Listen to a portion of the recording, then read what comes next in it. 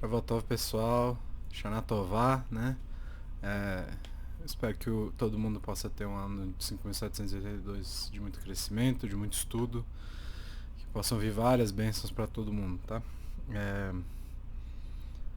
Eu não consegui fazer o estudo semana passada, por razões óbvias, né? Que por caiu bem... aliás, Rosh Hashanah caiu bem em cima do estudo, né? No dia do estudo. Então ficou um pouquinho difícil de fazer. Então eu queria, antes de começar a falar um pouquinho de Kippur, eu queria mais ou menos deixar a nossa organização, programação até depois do Sukkot. Então, a semana que vem, provavelmente o estudo vai ser na quinta-feira, mesmo horário. Na outra semana, em Sukkot, também terá que ser na quinta, porque Sukkot vai cair na terça-feira também, né, o Shabbat Sukkot. Então, além disso, eu queria... então quer dizer que a gente só vai voltar ao normal na terça-feira, vamos dizer assim, no dia 5 de outubro, tá? Se Deus quiser, Baruch Bezrat Hashem, a gente vai voltar ao normal no dia 5, na terça-feira, dia 5 de outubro, se eu não me engano. Antes de começar também, eu queria dizer que esse estúdio Kippur vai ser uma... Eu não podia deixar passar... Não queria deixar passar batido esse dia, porque é muito importante, né? A gente fala um pouquinho de Kippur, não vou me estender demais, mas isso é fruto de diversos estudos que eu dei uma olhada, de algumas coisas que eu li, e a motivação no fim das contas veio a partir de uma conversa que eu tive com meu pai, que é uma conversa meio complicada pra mim, e eu tive que uma coisa na qual eu tive que pensar bastante, e hoje eu tô tentando realizar a situação. Vamos ver se vai dar tudo certo aí. Espero que fique bem claro, tá? Então vamos falar um pouquinho de Kippur hoje. E se começando a gente pergunta, né? Eu queria começar perguntando se eu fosse te perguntar, se eu fosse perguntar qual que é a grande questão, qual que é o grande pedido, o que a gente quer mais em Kippur, já que ele está chegando, né? O que a gente quer mais que tudo nesse momento, né? E aí o Rabbi Israel Salanter, ele vai explicar o seguinte: quando a gente olha para os nossos desejos, e sempre que a gente tem muitos desejos, a gente sempre tem muitos desses desejos, né? Obviamente a gente tem vários desejos o tempo inteiro, mas ele diz assim que o maior deles é o desejo de viver, é o de permanecer vivo. Esse é o desejo mais visceral do ser humano, mais básico, mais instintivo. E aí ele diz que a gente daria qualquer coisa para viver um pouquinho a mais, né? Se a gente soubesse que a gente tá chegando ao fim. Isso é verdade, né? Porque a gente vê várias pessoas tentando, muitas pessoas muito ricas, às vezes o dinheiro não é suficiente para salvar, para dar mais 10 minutos de vida, até mais uma hora, alguns dias de vida, né? A gente sabe que muitas vezes isso acaba acontecendo, né? Então a gente daria muito para viver um pouco mais, né? E por que isso acontece? Porque no fim das contas a vida é a maior bênção que a gente tem. A vida é a maior braha que a gente tem, a maior bênção que a gente recebe de Hashem, né? E a questão aqui, esse é o ponto, né? Eu ouvi uma história muito interessante sobre uma pessoa que foi reclamar com seu rabino que estava cheio de problemas e que não sei o que tinha, a vida estava muito difícil, né? A parnassá tá muito complicada, né? O dinheiro que o sustento dele tá complicado no momento, né? Mal sobra nada no fim do mês. E ele tem 3 filhas que estão noivas, e aí a situação não tá muito fácil, né? E aí ele vai no rabino dele para pedir uma ajuda, ou para pedir uma brachá, uma benção, para ver se melhora. O rabino responde para ele o seguinte: minha bênção, minha brachá para você é que você continue a ter vários problemas durante a sua vida. Aí você fala assim: não, mas peraí, como assim, né? E o próprio homem perguntou: não, eu vim aqui para te pedir ajuda e não para você piorar a situação, né? E aí o rabino explicou o seguinte: ele explicou que quando a gente está com muitas preocupações, não tem nada muito grande que está te consumindo, né?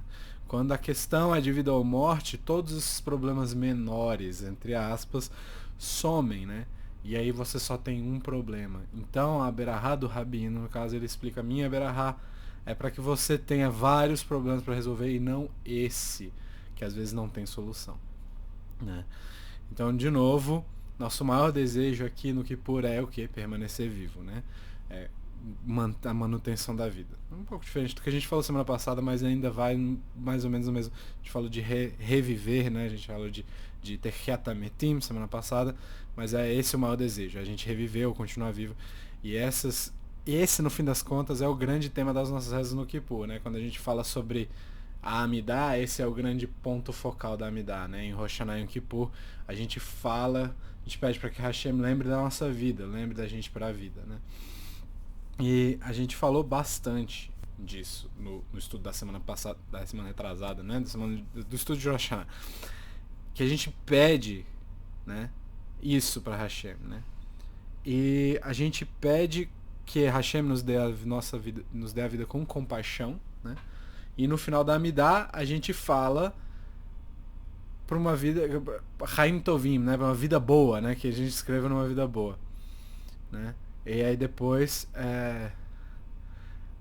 no começo, em compensação, a gente pede pela vida, né? Então, no começo a gente pede pela vida e no final a gente pede por Chaim Tovim, então, uma vida boa. No Sim Shalom, a gente vê Chaim Tovim depois do Sim Shalom para a vida boa. E aí a gente tem uma questão muito interessante aqui, porque a Guemará, ela cita uma ideia que no final e no começo da Amidah, a gente não pode fazer pedidos. O começo é um momento de exaltação de Hashem, é um momento de apreciar a grandeza de Hashem, enquanto o final é reservado para uma expressão de gratidão. Então a Guemará fala assim, você tem um espaço para pedir coisas, então você não pode pedir nada no começo e nem no final, porque essas duas partes são para outras coisas. E aí, nesse meio, a gente tem essa porção de pedidos, aquilo que a gente está precisando, aquilo que a gente quer, né? Parnassá, né? Que seria nosso sustento, refuar, melhora, a gente ter cura e tudo mais, por exemplo, né? Mas essas adições de pedindo por vida, seja só por Chaim, só por vida, seja por Chaim Tovim, por vida boa, elas aparecem tanto no começo, no caso de Chaim, quanto no final, no caso de Chaim Tovim, no caso da vida boa. Isso acaba sendo um pouco estranho, porque a Guemará acabou de falar pra gente que é proibido que a gente peça no começo e no final. Então como é que funciona isso? Além disso, tem mais uma questão aqui. No começo, a gente só pediu Chaim, a gente só pede pela vida, mas depois a gente pede Chaim Tovim, vida boa. A gente vai ficando mais exigente, como é que funciona isso, né? O Tzlach, o livro Tzlach, Tzion LeNefesh Chaya, é um dos livros que foi escrito pelo Rabbi Yeheskel Landau, né? Lá para os anos 1700. E ele, na verdade, foi mais conhecido como Nodab Yehudá, né? Que é uma referência, é um nome de um outro livro dele, que é uma referência ao conhecido de Yehudá, né? Que é citado, o conhecido de Judá, que é citado no Salmo 76, no Pasuk 2 do Salmo 76. E é estranho, porque normalmente as grandes obras desses grandes pensadores que a gente tem costumam levar o próprio nome, né? A gente fala de Magen Avram, por exemplo, né? A gente tem vários casos nos quais o nome do autor vai no nome do livro. E aqui não tem referência a nenhum desses dois livros, né? Nem no Tzlach e nem no Nodab Yehudá, ao nome do Rabbi Yeheskel, né? Yehudá quem era? Yehudá era pai dele. Então ele é Yeheskel ben Yehudá, né? Ele é Ezequiel, filho de Judá, né? E o nome da mãe dele é Chaya, né? Tzion LeNefesh Chaya. Então os dois livros mais importantes dele são homenagens aos pais, né?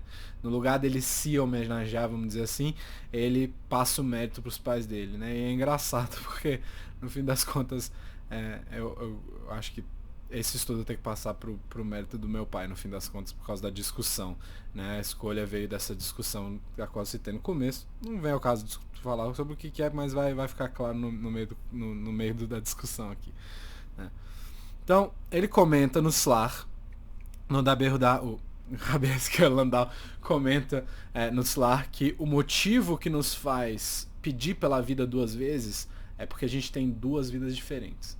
Qual que são elas? A primeira é a biológica, a nossa vida nesse mundo, a nossa vida física, mas tem uma outra vida, que é o que a gente chama de Chai HaNefesh, né? Que é a vida da alma, né? Ou a vida espiritual, né?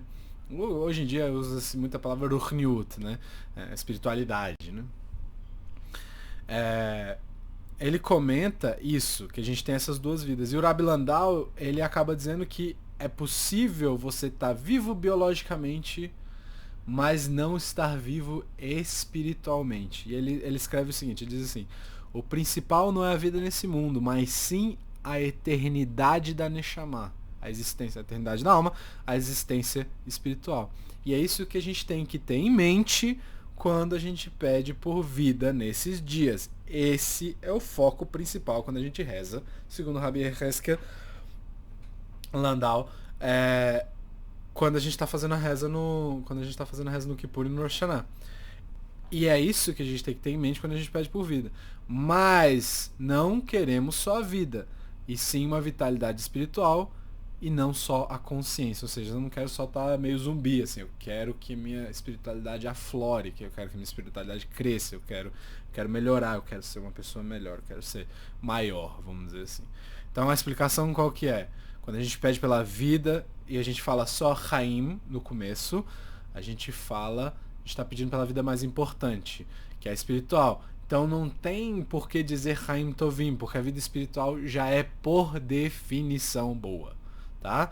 Então o que a gente precisa o que a gente acaba dizendo é o seguinte: é isso que eu quero esse tipo de vida, a vida espiritual.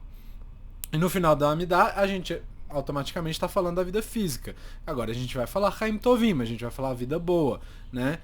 Por que é importante a gente viver biologicamente? Essa que é a grande pergunta. Tá, se a minha vida espiritual é mais importante, por que minha vida biológica é importante, no fim das contas? E aí vários explicam isso, né? O Peleo, Yoetz, o Rambam, e vários outros, né?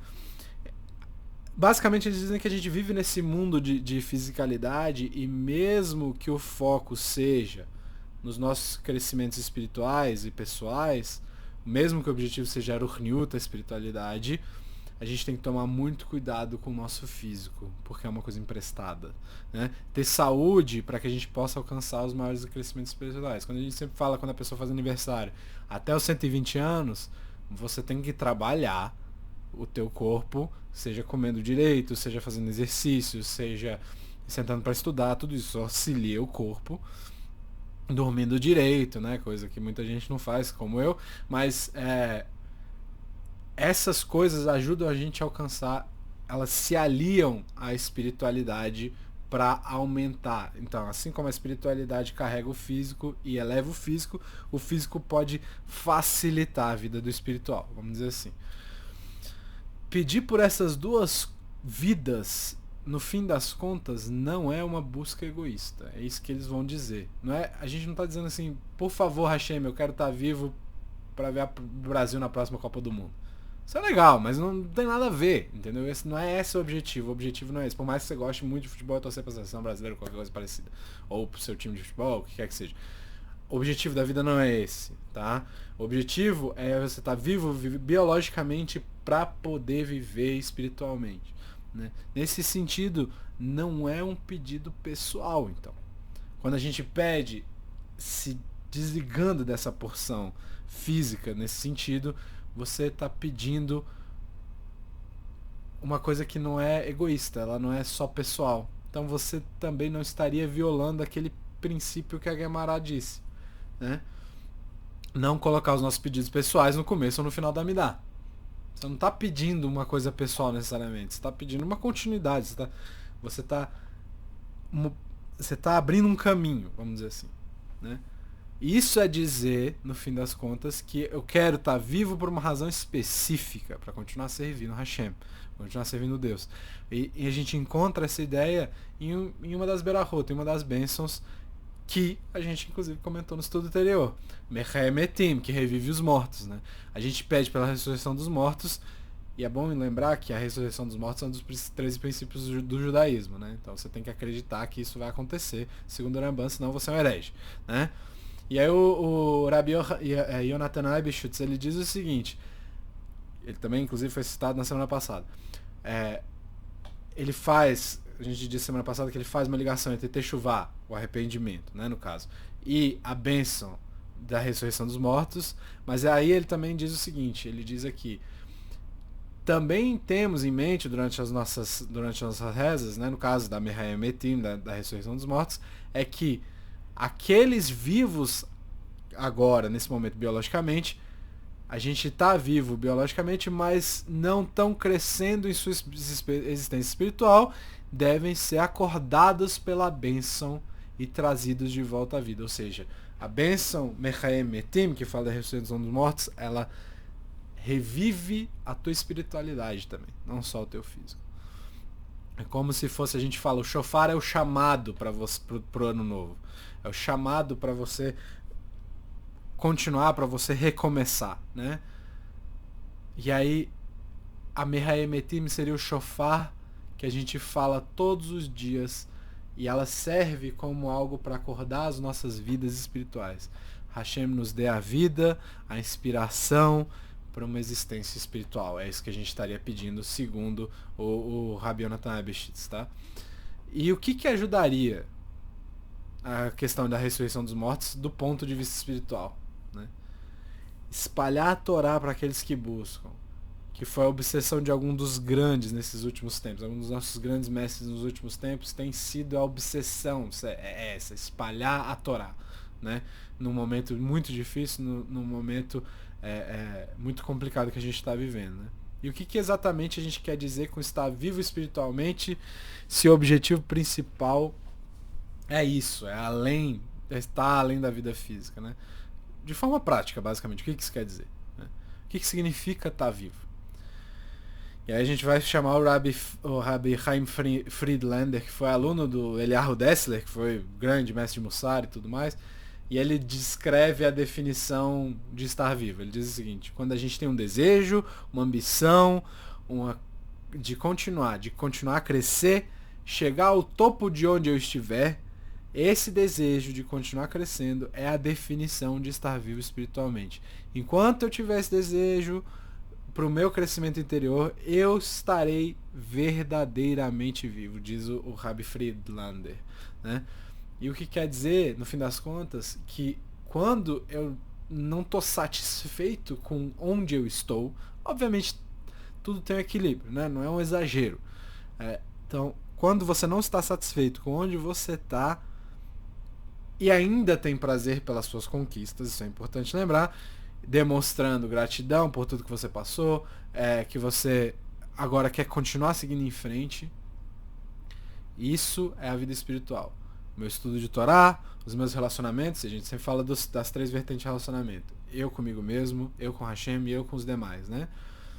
E com as minhas midot, minhas características, isso é a vida da alma, né? Querer mais é a vida da alma. Sem, obviamente, passar por cima de ninguém, mas a definição espiritual é sempre querer nutrir e crescer a tua alma, querer mais, não ficar parado. A gente fala muito de Mussar aqui, porque além do estudo de Torá, é o meu xodó, né? Eu amo, são as 2 coisas que eu amo fazer dentro do judaísmo, né? E a gente tem que ter essa teimosia, vamos dizer assim, de nunca aceitar onde a gente está.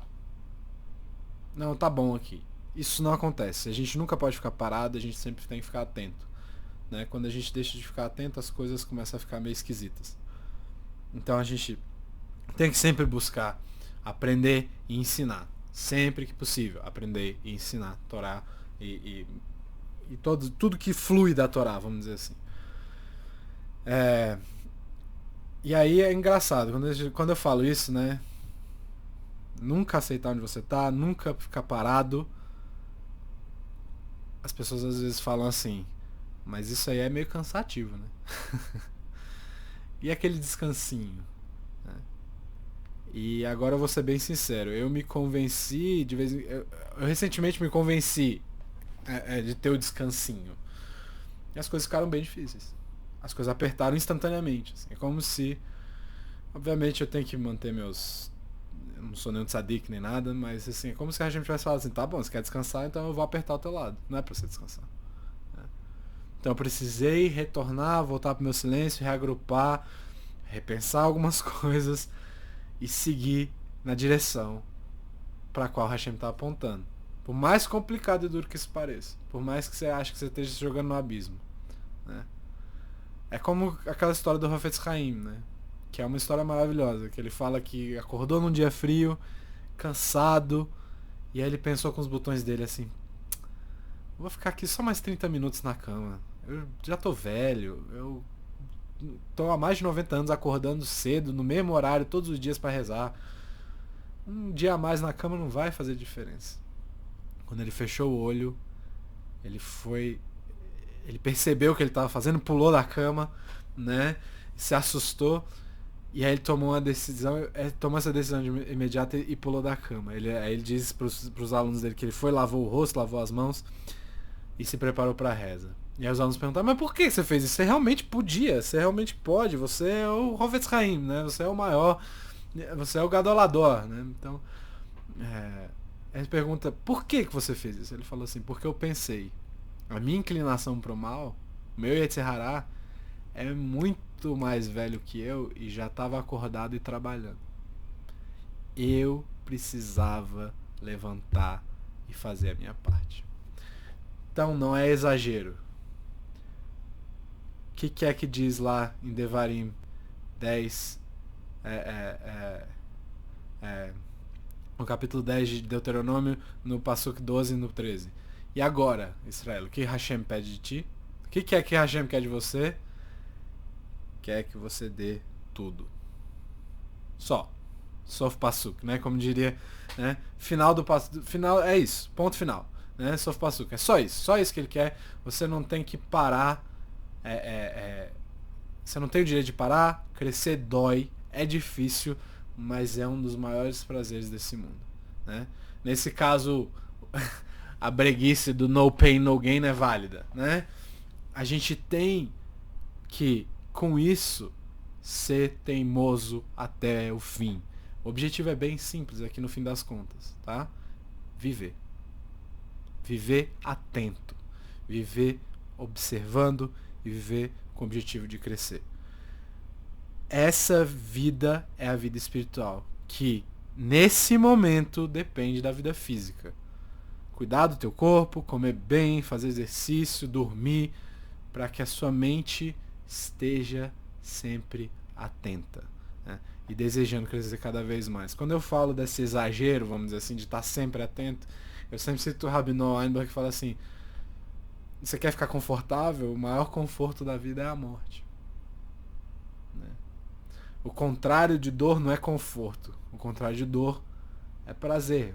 Você luta para ter prazer. Você luta. A vida, segundo o Rabbi Noah Weinberg, é feita de prazeres. É pra gente buscar os prazeres.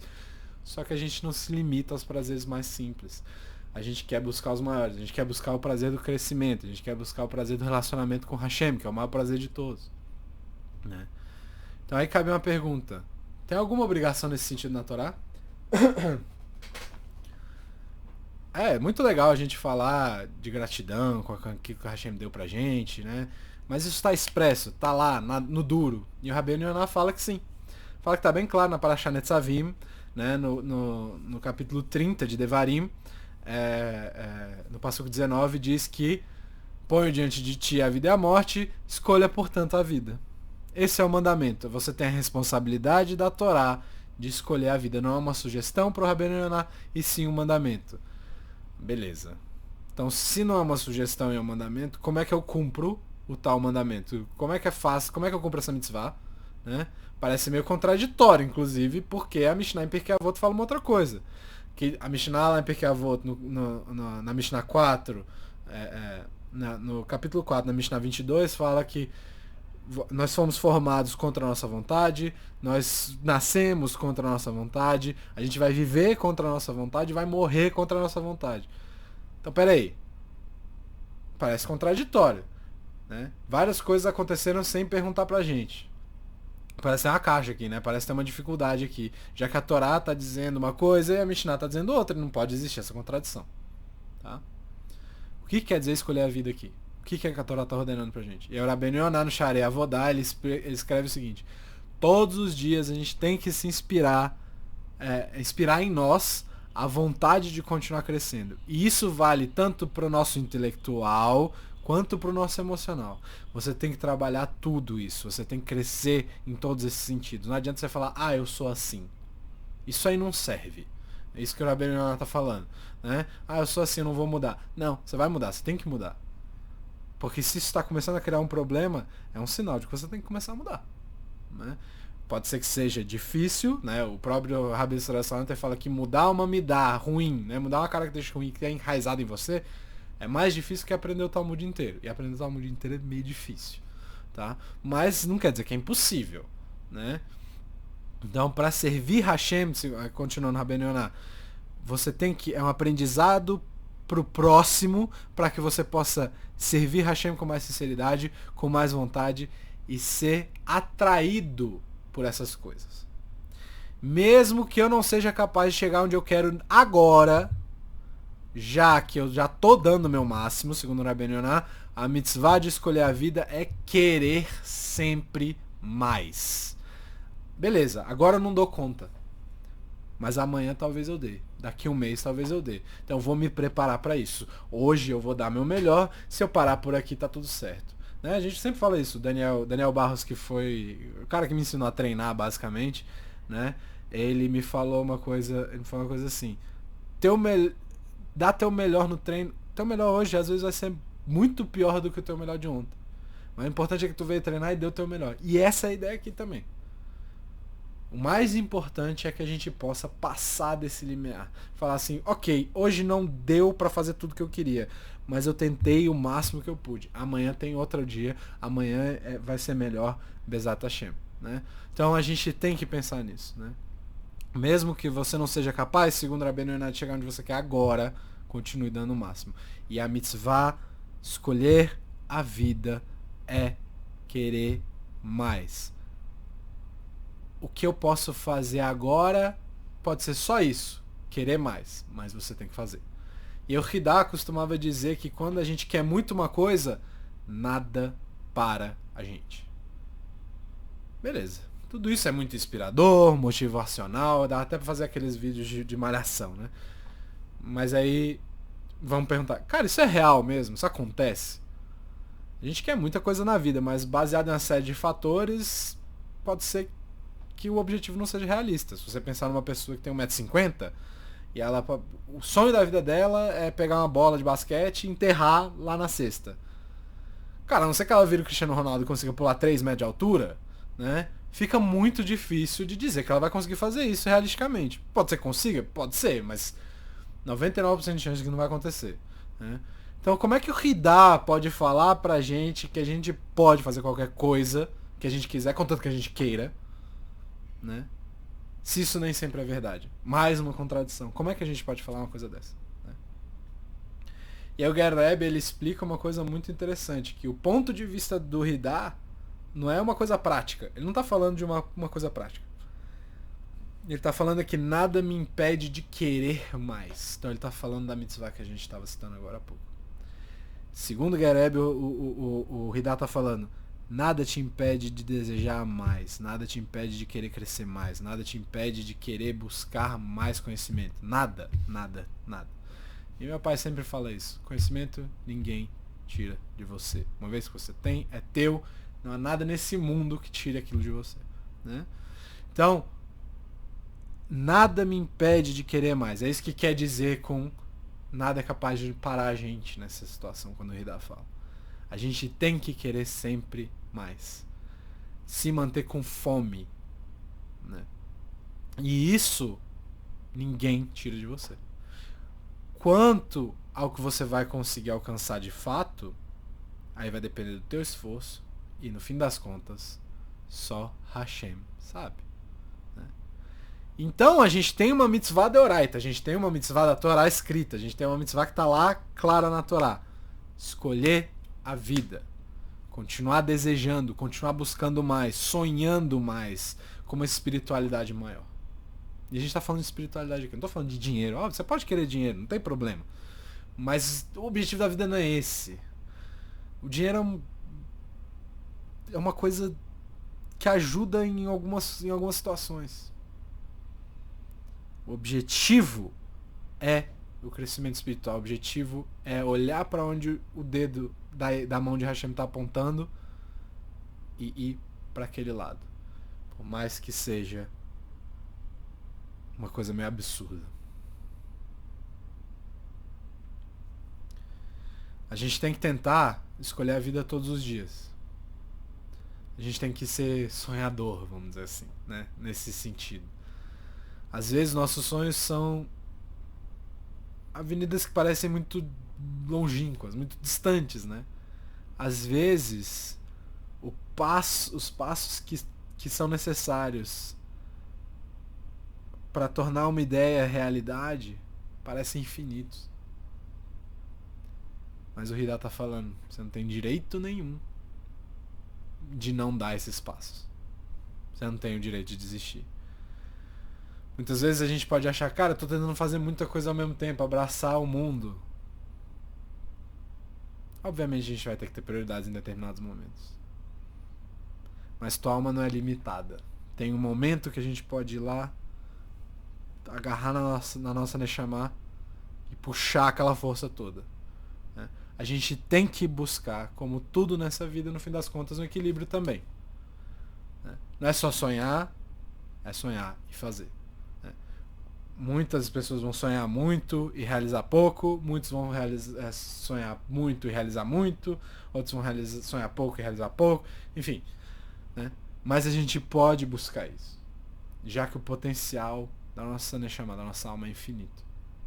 Isso significa viver espiritualmente. Isso que é uma vida espiritual. E é por isso que a gente pede nas nossas rezas. A gente se coloca diante de Hashem pedindo: Hashem, por favor, me ajuda a querer mais de mim mesmo. Para que eu possa seguir o caminho que só eu posso seguir. Para que eu possa me manter vivo espiritualmente. Para que eu possa ser revivido espiritualmente nesse próximo ano. No fim das contas, rezar dessa forma tem o potencial de transformar a gente. Mesmo antes de que Hashem responda aos nossos pedidos, a gente já tem alguma coisa quando a gente reza dessa forma. A gente já tem um entendimento de que isso pode mudar a gente completamente. Tá? Voltando ao Rabbi Chaim Friedlander, ele diz que quando a gente reza com sinceridade, a gente está expressando e revelando aqueles nossos pensamentos e desejos mais profundos. E quando a gente expressa isso, a gente não está se escondendo de Hashem. E automaticamente a gente se aproxima dele. A gente faz como Hannah, né? Mãe de Samuel, profeta, Shmuel Hanavi, que literalmente despejou a alma dela diante de Hashem. Ela expressou ali o maior desejo dela, continuar querendo se aproximar mais de Hashem. E o que ele, Hakohen, disse? As pessoas levam ele pro mau lado, mas ele realmente queria saber o que estava acontecendo, porque ele viu que tinha alguma coisa diferente ali. Quando ela explica para ele que ela não estava bêbada e nem nada do tipo, ele fala para ela: vá em paz, siga esse caminho, porque assim você vai ter tudo que você está pedindo. A gente costuma ver a vida como uma espécie de uma unidade temporal, né? Os mais novos têm a esperança de que vários anos vão vir, enquanto os mais velhos têm a lembrança daqueles anos que já se foram. Mas esse aspecto, e existe esse aspecto, no fim das contas, de unidade na vida, né? E o Rabbi Friedlander acaba explicando uma coisa muito interessante. A vida não é aquilo que a gente pensa normalmente, diz ele. A vida é o tempo, e o tempo é agora. A vida é só o agora e o agora. É só isso que a gente tem. E todos esses agoras são a sua vida. Não tem apenas uma coisa na sua vida. São vários agoras. O segredo para ele, então, é contemplar que cada momento que a gente passa define quem nós somos e quem nós vamos ser. Então, define a nossa vida. Tudo que a gente faz parte da nossa magnum opus, né, da nossa obra-prima, né? O que a gente é e o que a gente pode ser depende do agora, né? E eu ouvi uma história muito bonita de uma senhora que acabou sendo infectada pela doença do momento, vamos dizer assim, e ela teve que ficar isolada no hospital por algum tempo, né? Ela estava internada. E isso na época de Pêssar. E ela acabou que ia ficar sozinha. Pela primeira vez na vida dela, ela ia passar Pêssar sozinha. E uma família tinha uma casa que o jardim dava de frente para a janela do quarto que ela estava ocupando do hospital. E aí, sei lá, será que aquela senhora não quer participar, mesmo que da janela a gente traz nossas coisas de Pêssar para fora, a gente traz nossa mesa, a gente faz nosso ceder de Pêssar, nosso ceder de Páscoa aqui do lado de fora, para que ela possa acompanhar também e tudo mais, né? Para que ela não precise ficar sozinha. Ela prontamente aceitou, ela não queria ficar sozinha. Né? Fizeram um convite para ela, né? Mandaram mensagem para a família mandou de volta e ela aceitou prontamente o convite. E ela vem de uma família muito tradicional, com alguns nigunim, com algumas cantorias diferentes, muito específicas e tudo mais. E quando ela percebeu, ela estava cantando as músicas que ela sempre cantava. No final ela perguntou para os anfitriões, vamos dizer assim, dela, como é que vocês sabem tudo isso? Ela falou, não, a gente achou que seria legal ligar para falar com a sua família e perguntar como é que vocês fazem para que você não se sentisse tão longe da sua família. Então eles mandaram áudios, a gente estudou durante uma semana para poder aprender a cantar e a fazer mais ou menos parecido com a tua casa. Uma história muito bonita. Mas para que gastar tanto tempo com isso? Fez alguma diferença? Óbvio que fez. Ela se sentiu em casa, ela se sentiu abraçada num momento de solidão, momento de tristeza, talvez. Cada segundo da nossa vida é definitivo. Se a gente tiver essa perspectiva, a gente vai ser capaz de cumprir a mitzvah, de escolher a vida. É essa que é a ideia que o Rabbi Friedlander traz. Durante esses tempos de pandemia, essas coisas todas, parece que muitas pessoas sentiram que é um momento de pausa, de altas. Estou de altas, né? Estou descansando, vou ficar em casa, a situação está complicada. É uma pausa, o mundo está parado e aí vai voltar ao normal daqui a pouco. Muitos tiveram que lidar com solidão, enquanto os outros tiveram que lidar com a falta dela, que estavam acostumados a ter um tempo sozinho e agora tem que ficar com a família inteira o tempo inteiro, porque tem muita gente em casa. Cada um teve sua dificuldade e está tendo sua dificuldade ainda, dependendo dos casos, né? Mas uma coisa que foi muito impressionante nessa história toda foi o mundo da Torá, né? A Torá não parou por um segundo. Muitos começaram a transmitir os estudos, começaram a transmitir aulas, a compartilhar conhecimento. Mesmo que o mundo inteiro tivesse fechado e tudo quebrado, fora do normal, né? Mesmo que a gente não pudesse ter as alegrias de sempre, os casamentos viraram coisas pequenas, os bar mitzvahs com poucas pessoas transmitidos na internet, né? As festas com poucas pessoas transmitidas na internet também, em alguns casos, né? Não é fácil, mas a gente aceitou. A única coisa que a gente não aceitou de jeito nenhum é parar de estudar a Torá. Isso não podia. A gente continua se movendo nesse caminho. Não podemos parar de estudar a Torá. A gente não pode parar de crescer. De onde que vem isso? Vem do entendimento que não existe esse momento de inatividade. Não existe o descansinho. O momento é de atenção máxima o tempo inteiro. Ah, mas é cansativo. A vida não é fácil. É isso que eu tenho a dizer. Isso veio desse entendimento. A gente não acredita que eu vou esperar isso passar para voltar a estudar a Torá. Isso não aconteceu. Muitos começaram, inclusive. Né? A gente não pode ficar fazendo coisas para passar o tempo, vamos dizer assim. O biscoito passar tempo não é caché nesse sentido. Né? Não foi caché por um tempo, inclusive. Mas ele não foi... A gente não pode ficar esperando a vida passar. O Rav Goldman comenta uma coisa que é muito interessante, que ele percebeu enquanto ele estava no avião, né? Viajando, fazendo uma viagem longa. Quando ele foi ao banheiro, ele deu uma olhada assim, nos passageiros e ele viu que das 200 pessoas mais ou menos que tinham dentro do avião dele, umas 5 ou 6 estavam sendo produtivas ali, né?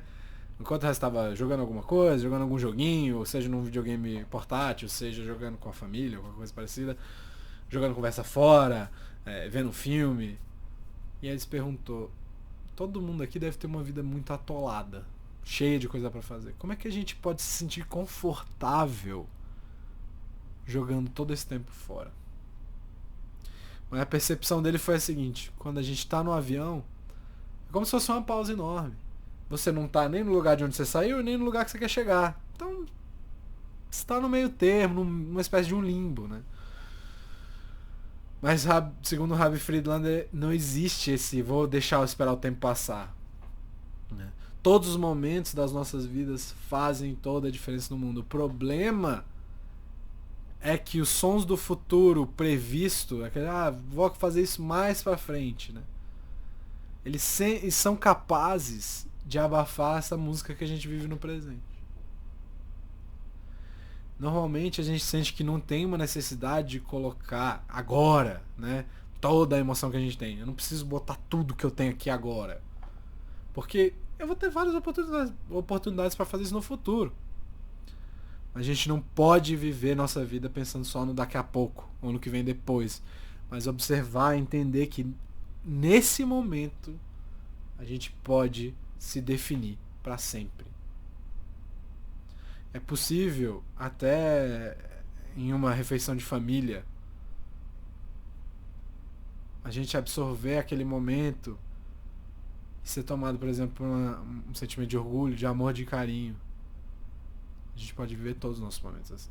Não precisa ser só um especial, no aniversário. Às vezes num dia de semana, todo mundo corrido, mas conseguiu sentar na mesa junto. Às vezes esse é o momento que você bota pra dentro. A gente pode viver todos esses momentos, todos eles.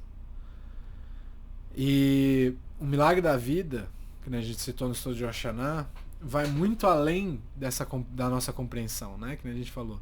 E a gente pede para Hashem mandar a Parnassá, né? Mandar o nosso sustento, mandar as nossas bênçãos, mandar a boa saúde, tudo que a gente precisa, tudo a gente pede para Hashem mandar para nós, para a comunidade, para as pessoas que a gente ama, né? Para o país, para todo mundo. Né? Mas um dos nossos principais objetivos nesses dias de Rosh Hashanah e Kippur, dos Yamin Noraim, os dias temíveis, né? É pedir pela vida. Viver espiritualmente e cumprir essa mitzvah de escolher a vida. Continuar crescendo e pedindo nesse sentido. É isso que a gente faz nesses dias. Nada pode parar o desejo que a gente tem de continuar crescendo. Que a gente possa sempre crescer como indivíduos, famílias, comunidades, nação, mundo, como um todo, humanidade. Para que a gente possa cumprir de uma forma completa a mitzvah de escolher a vida.